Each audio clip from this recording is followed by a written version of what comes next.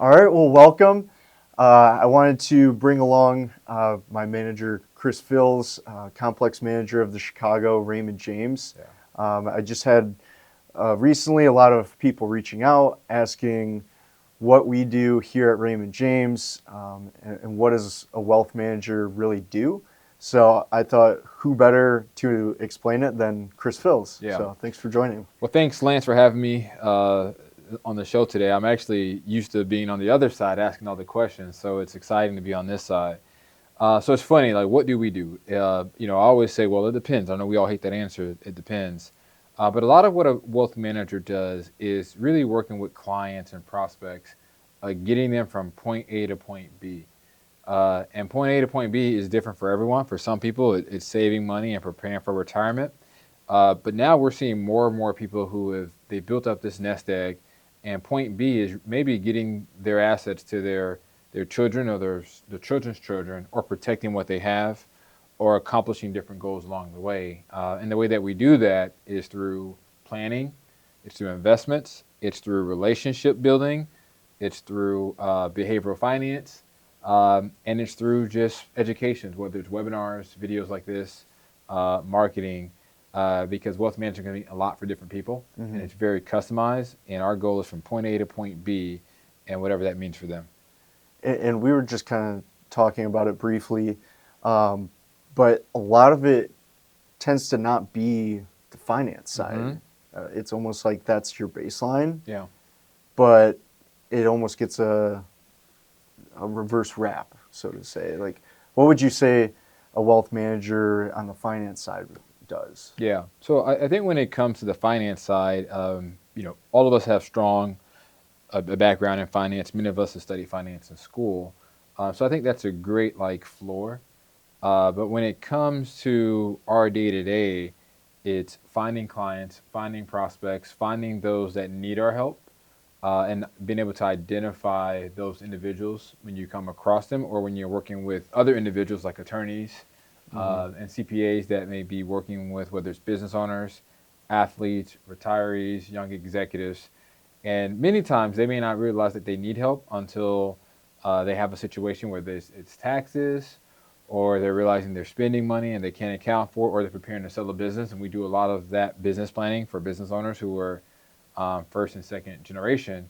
But a lot of our job goes into finding these clients and finding these prospects.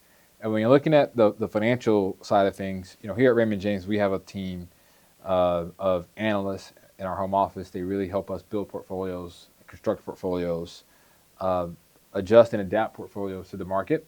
And for me personally, I just really enjoy the planning, and I know you do too, like the planning and finding the gap in a plan, and being able to leverage the investments to solve for the plan.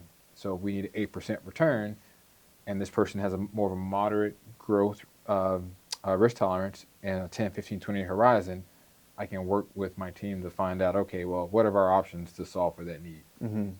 Yeah, and I think a main thing that people don't realize is the risk tolerance, what that means, Yeah. and how that all comes into play. And you might be able to touch on this a little deeper, but it all comes down to your goals at the end of the day of like, where do I want to be in 2, 3, 5 years from now? Yeah. So I think that's a really great point. No, that's a great point. And risk tolerance can mean a lot of different things, right? So we can show what how was the markets in 2008, and then how were they during COVID, and how did they respond? And so for me, it's kind of like, once I'm able to solve for what is a gap, and then it's working with the client. Sometimes they may have to take on a little bit more risk, or just be educated on what risk they're taking or not taking, or take on a little less risk to get their returns. And so that's when you drill down and you're looking at things like the Sharpe ratio, the standard deviation, and that's where the financial background comes in. Right. And many are just thinking, okay, well, I want to just beat the S&P 500. Well, if the S&P 500 goes down 20%, are you okay with that? Some may not be okay with that, but they may want exposure to the S&P 500, and that's where the education comes along. Where the basics: what is a stock? What is a bond? What is a money market fund? How does that work? What are alternative investments? And so I really have a exciting time just sharing that with clients and really understanding. Okay, well, S&P is at 12, but maybe you're getting an 8% on the upside. But also, what if the S&P is down at 20 and then you're not down 20, maybe it's Right. 4 or 6, but it's a more stable ride. Some people Right. can handle the bumpy ride. Some want more of a smoother ride, It, and it doesn't depend on age. It depends on just risk tolerance. right. And I think that ties into a book, and we kind of talked about Yeah. this recently, but the book is called Simple Wealth, Inevitable Wealth. Mm-hmm. And Nick Murray really highlights that behavior gap Yeah. of, okay, the markets perform this, but what do you actually perform? Mm-hmm. So I think that's just a testament to that whole thing. Oh yeah. And And those that think they want more boils down to risk, that. for example, myself, like I've gone through COVID, I've gone through 2008. Um, I realized, okay, well, I like risk. I've taken on, good risk, but maybe I want to tone it down a little bit, right? After Right. having a family and having a son, so risk can evolve and change, and that's where the advisors, the wealth management, we come along because your risk may not be the same at 22 when it's 40, 50, and so on, and 60. Right. It adapts and changes. Right. So now I want to kind of maybe take a step back. Yep. So when you entered the industry, you're not originally from Florida, but maybe Hmm. take a step back. What got you into the industry, and what keeps you in the industry of wealth management? Yeah. So for me, I really enjoyed two things: math and basketball. Obviously, I'm not an NBA, and I'm relatively short, 6'4", compared to current NBA players. And math was just something. It just, for whatever reason, it just clicked. Yep. It just was something that, like solving puzzles, it just clicked from. I can always remember. It came fairly easy to me. And so when I took those two, and then coming from Fort Myers, the first in my family to go to college, I always had the desire. I always understood like how money works. Like how does 1 + 1 = 2? And my mom would collect all the birthday cards that I would get and any money from holidays. Right. She'd open up a bank account with a small interest-bearing account, and I was always fascinated. Okay, well, how my account would just slowly grow. Mm-hmm. Nothing crazy. $20, $30, $100. And for me, like it was really interesting to hear all the data around if you start investing early, what that looks like, and it's dollar Right. cost averaging. And we came from a background where we would go places and it'd be like, well, maybe we need to save more, or maybe I can't really afford that. And I always told myself, as I get older, I want to be able to save and to invest and to buy whatever I want. Right. And when I took that desire, the basketball competitiveness, and math, it was either become a CPA or a CFP. And so I was going down the CFP route, and I was looking at doing an internship with a company, and they were like, "Hey, CPA is great. You're going to be in tax season for 4 months, and you won't lift your head." Right. I was like, "That sounds great. I don't know if that's just what I want to do." And Right. so I looked into the CFP route, the financial advisor route, which was a little bit more business development Mm-hmm. and financial, a little bit more risk, more business owner. And I said to myself, well, I'm only going to be 22 once. I'm going to go 9 months. Yeah. Try it out. Yeah. I'll do it a year. For sure. If it doesn't work, I'll just do something else. And so that was um, 15 years ago is when I took the leap. I graduated college in '08. For 3 years, I just kind of worked some jobs. And then I went into the financial advisor side in 2011. It's 2026. And so 6 to 9 months became 15 years. And and still, that was the goal. Right. Yeah. And I'm kind of assuming the next 15 years are going to evolve, and Yeah.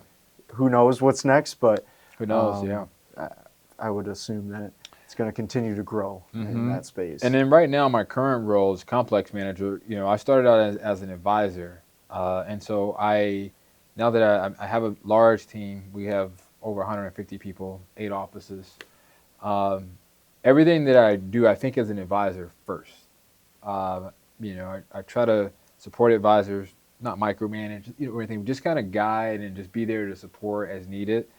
But thinking as an advisor first and leading as a leader, I think it's helped me. I think the next generation of advisors They know what to do. They've Mm-hmm. got the skills. They don't really want to be told what to do, but they just want to have someone that's more of a partner, Right. more like a sports agent. And Yeah. so I look at myself as almost now, like going back to the sports and math, like, hey, I'm the agent. If and when you need things, I'm here, but also uh, creating ideas and situations to be successful, such as building out this studio. Yeah. Absolutely. So it's super exciting. And so that kind of gets us to my next point is where do you think the industry is going to go from here? Mm-hmm. We see a lot of, AI is a huge buzzword right now. Yep. What's crypto going to do? Is that going to come into the financial picture? Like Yeah.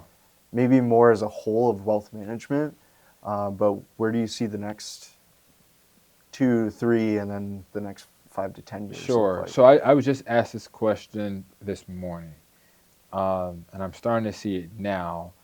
But what I first see is you're going to have more AI, more technology available for the mass affluent, the everyday. Hey, I just want to invest, put my money in the market.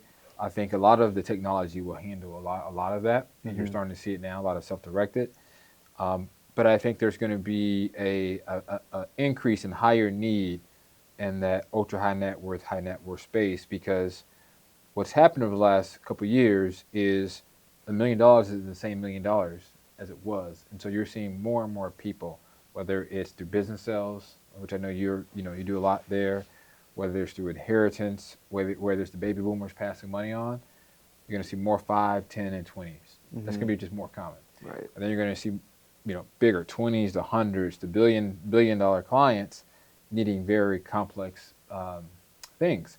And so what they're going to want is they're going to want a team. They're going to want to have 2 or 3 or 4 or 5 people on a team to be able to service them. So if I look out 10 to 15 years from now, I think you're going to see bigger, diverse, large, multi-generational teams covering the entire gambit from the 20-year-old advisor to the 60-year-old advisor, but having all the different skill sets Right. for these large clients, families, and businesses as they evolve. And then on top of that, you're going to see more solutions uh, geared to more like direct indexing, Mm-hmm. more towards concentrated equities. And we have those on the platform. I'm just not Right. going to get the names of those. Right.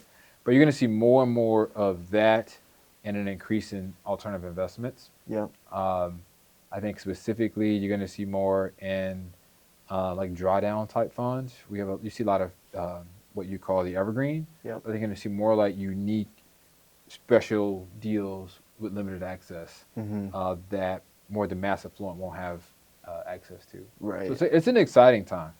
Um, Very exciting time. I think we're in this shift right now. Like you could kind of go at it alone and you can work with one individual, but I think you're going to just see more and more just specialties across the board. Yeah. And I think that we're already starting to see it. Yep. Like one guy I follow, he hosted a conference and was like, okay, 2022, he asked how many advisors used AI. Yeah. No one raised their hand. Wow. Now 2025, 26, everyone's raising their Mm-hmm. hand. So I think that's just part of it. And then we start to see more private investments, Yeah. more tailored, customized solutions, and they're more affordable. So Yeah. I think we're just already starting to see it, and it's just going to continue down that path. Exactly. And it's like you said, some of those access points are becoming lower and lower and lower. What's going to happen is just the uniqueness in the deals. There's going to be just more unique opportunities, whether it's Right. sports teams or more IPOs. But at the end of the day, it's still just going to be relationships. Yep. I'm going to go there, but I think we're right there. And AI is going to be AI, artificial intelligence, and alternative investments. I look at Yeah. like both are going to go. I think they're going to be some uniqueness. Absolutely. Now, I kind of want to touch on some parts that maybe get missed in Yeah. our job. Yep. What do you think is like one thing that a client, it goes into their situation, but they don't see, or they might Yeah. miss? Yeah. I think what goes into like the client situation is the planning and the behind the scenes that goes into it, and the level that you all go, whether it is the tax side of things, it's the investment strategy, it's the GPM, um, and I think also too, like when recommendations are made, typically it's covering not only just the individual client, but it's taking into consideration um, their family, where they are in life, their goals. And I think a lot of times, some may just think, okay, well, it's just an investment recommendation, it's just a portfolio, but a lot more goes into specifically like each individual investment, each individual recommendation, because many of us are fiduciaries, so we're thinking with the client's best interest in mind. And also, many advisors um, would focus on a select few of clients to make sure that they're accessible and their team is attentive as their life evolves. Mm-hmm. So I think that gets missed sometimes. Yeah, yeah, I would say the same thing. I think behind the scenes, just the in-depth analysis that even one person doesn't do, but the team Yep. behind is that's their job. Yeah. So it's the resources that are provided to the client, For I think sure. are more than people Much actually more than, hey, think. how my statement how was my statement last quarter? It's way more than that. Um, and I think maybe even taking a farther step back, one principle that really got me into the industry and into investing is just the importance of investing. And I think you Yeah. touched on that in your why. Um, what would you say is the most important thing of investing? Yeah, so I can tell you firsthand, the most important thing is getting started, and if you're already started, being consistent. And it's called dollar cost averaging. Mm-hmm. So if you're getting paid every 2 weeks, having something go every 2 weeks, regardless if the markets are up or down. If you're a business owner and you get paid once a month or once a quarter or once a year, just have a strategy that is set in it and forget it. Because what that does for you, it takes out the emotions, right? If the Mm-hmm. markets are high, great, you're investing. If it's down, you're buying low, and you're consistently going. Because I think a lot of people literally they try to market time, but if you start early, and it's not about how much, it could be whatever amount you have. Just starting that consistently, and then over time, what happens is you'll just build up something, and you'll build up also that muscle memory to where when there's a down market or up market, you won't overly react to either Right. or. You'll just stay consistent. And I think dollar cost averaging is by far, for me personally, it's been great, and I think for a lot of clients, just consistently going. Right. Yeah. Right. Yeah. And I think in the up and down markets, it just keeps you at some sort of baseline. Yep. So I really like that point. And kind of last things that I want to go over here is just overall, Yeah. what is your definition of success? What does that Yes. look like? It's a good question, and that evolves. I'm 39. I've had a lot of wins in my life. Sometimes you don't get a chance to enjoy them all, right? Because you're thinking about the next one. So I think success for me is there's no one end game in understanding that, because if you set a goal and you hit it, the next thing it just is, it's a very short period. So for me, it's being able to achieve something and to be able to build something that can live and grow with or without you is what I call success. Whether that's your family, whether it's building your clients, whether it's building a system or building a team, something that you can breathe life into something, and you can visualize it, and it can build, and it can just continue to evolve. And so for me, it's I enjoy supporting advisors. I enjoy opening up offices and growing markets, and that's what I really get a kick out of that. Uh-huh. Like I've had a lot of fun and success down in Sarasota. We're building and investing in Chicago, supporting my son, and like leaving those nuggets to where um, it just doesn't end. And Right. I've had goals that I've hit, and it's like, man, I finally got to the goal. And it's like, okay, well, what next? And sometimes you hit those goals faster than you think. And if it's only based on the goal, and you're not a well-rounded person, then you can kind of feel a little bit, like, okay, that's not fulfilling, Mm-hmm. right? So having something that just does not, that you just can't outgrow, and then just appreciating the small ones. Right. Yeah. Right. It's always going to be something else. It's always going to be somebody else that's bringing in a bigger account. Always someone that's got more AUM. Always someone that scores more points. Right. Right. Yeah. Yeah, and I think that's just a testament of personality, character. Yeah. So I think that's where it really drives from. And try not to compare yourself. It's so hard to do, but not like compare yourself with anyone, because we have our own We all have our own journey. I never thought I'd be living in Chicago, but this is where I'm supposed to be. Yep. And then last thing, do you Yep. have any advice for someone Oh, that's that's a good listening? question. Yeah, my advice is um, it changes, but I would say, bet on yourself. Um, Take calculated risk on yourself. I always view that, when my time is up, that I don't want to have any regrets, Yep. and I'm okay whatever the results are till I get there. But I don't want to. I don't want to live life and say, well, man, I wish I could have, should have. Instead of, hey, I did this, I tried this and that, maybe this worked, that didn't work. And so I would say bet on yourself, take calculated risk. If you're in your 20s, I always say sacrifice your 20s, make the big decisions when you're like close to 30. 20s are your learning years, your experience years, your networking years. 30s are kind of more of that building years. And Mm, then, 40s are more stability, I would yeah. say. But that is it. Take calculated risks, bet on yourself, and I strongly believe in my opinion, you live once, and I'm not gonna have any regrets. Yep. Yeah, Well, Chris, I appreciate it, for everything sure. that you were able to share, and thanks for coming on. And Yeah, yeah, this is great. No, exciting, and thanks for it. I think that's a great question. What do we do? It's funny. My wife asked me that, and I was trying to explain it.